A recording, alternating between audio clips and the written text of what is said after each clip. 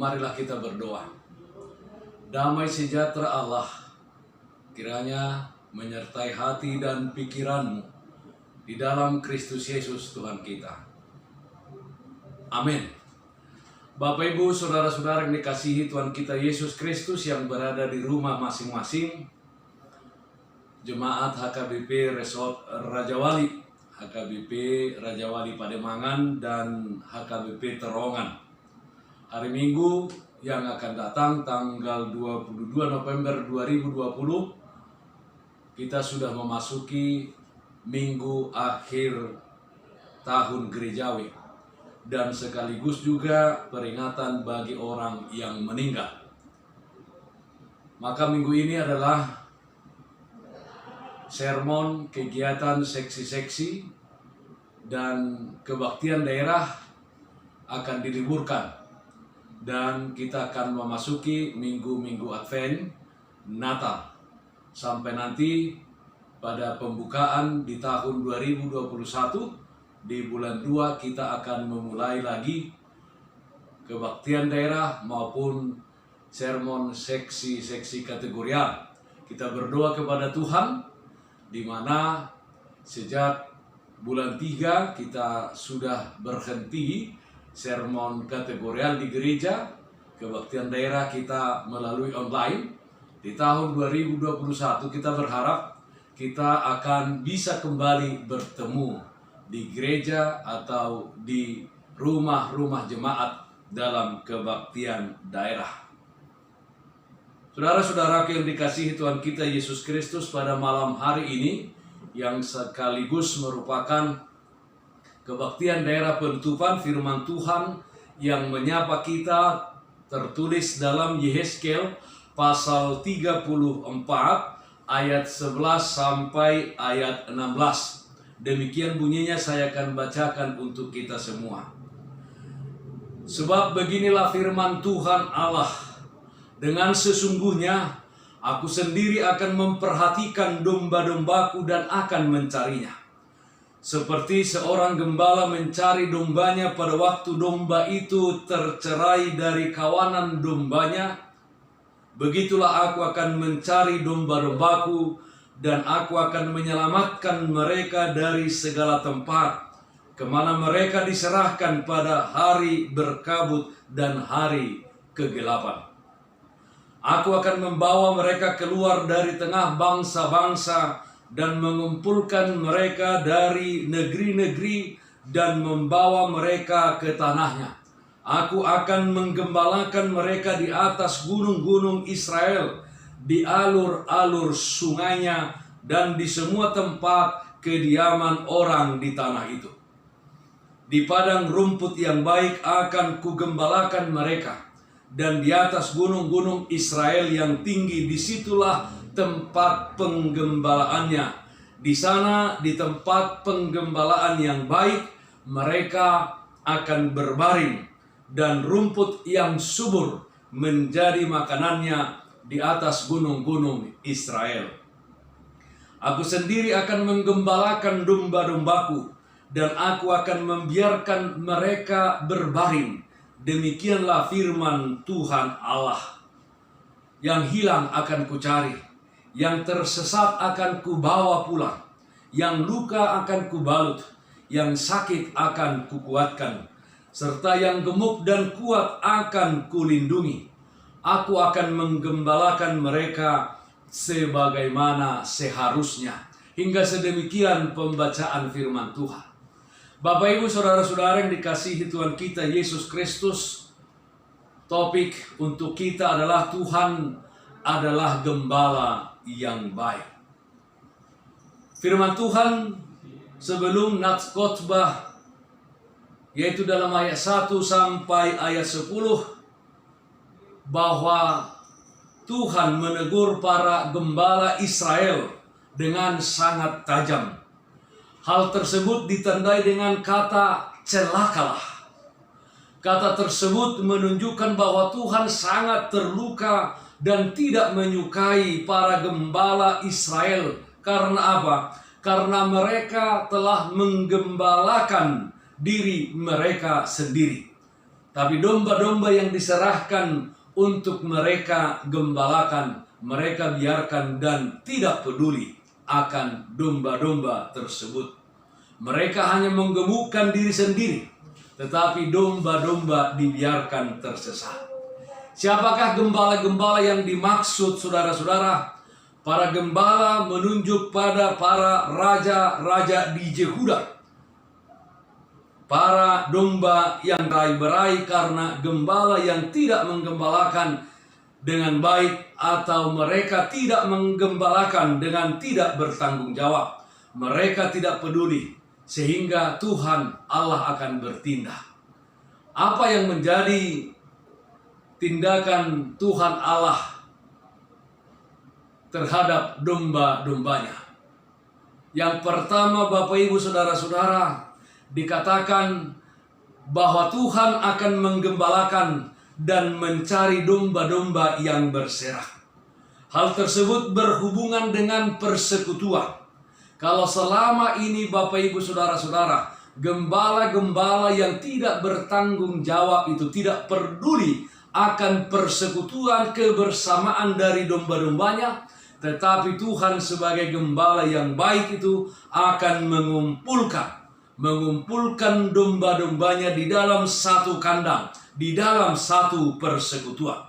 Yang hilang akan Tuhan cari, dan yang tersesat akan Tuhan bawa pulang.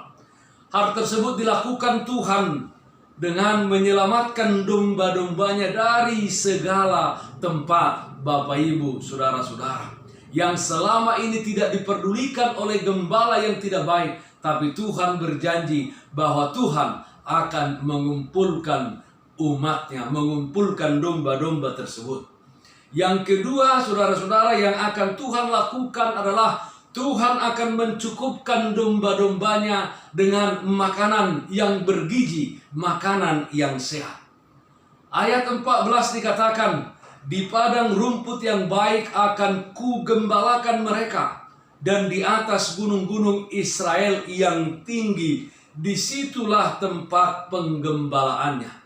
Di sana, di tempat penggembalaan yang baik, mereka akan berbaring, dan rumput yang subur menjadi makanannya di atas gunung-gunung Israel. Tempat para domba-dombanya yang dikumpulkan Tuhan, digembalakan di atas gunung-gunung di Sion, menjadi tempat penggembalaan yang baik dan penggembalaan yang terbebas dari segala bentuk ancaman. Dan dikatakan tempat itu adalah tempat yang subur. Artinya tidak ada kekurangan, tidak ada kelaparan, tidak ada kehausan. Akan senantiasa domba-dombanya disegarkan. Sama seperti yang dikatakan Mazmur 23 itu, bahwa Tuhan adalah gembala. Dia adalah gembala dan kita tidak akan kekurangan. Dia membaringkan, aku kata Raja Daud, membaringkan kita pada padang rumput yang berhijau. Ketiga, saudara-saudara, Tuhan akan memberikan ketentraman dan ketenangan. Di tempat di mana domba-domba berserak dan tinggal, tentu saja saudara-saudara banyak terjadi ancaman dan ketidaktenangan. Tempat di mana terjadi situasi yang mencekam, situasi yang menakutkan bagi domba-domba, yang bisa mengancam nyawa mereka sendiri, mengancam nyawa domba-domba tersebut. Hal tersebut terjadi karena apa? Karena para gembala-gembala yang tidak baik itu, yaitu pemimpin-pemimpin Yehuda, tidak peduli akan keselamatan domba-domba tersebut, akan keselamatan umat Tuhan. Dan Tuhan akan bertindak untuk mengumpulkan domba-dombanya dan menempatkan mereka di tempat yang tentram, di tempat yang tenang. Tempat di mana domba-domba bisa berbaring tanpa ada rasa takut, tanpa takut terhadap ancaman. Kenapa? Sebab gembala, yaitu Tuhan, akan ada bersama-sama dengan domba-dombanya. Mazmur 62 ayat 2 mengatakan, hanya dekat Allah saja aku tenang, daripadanya lah keselamatanku.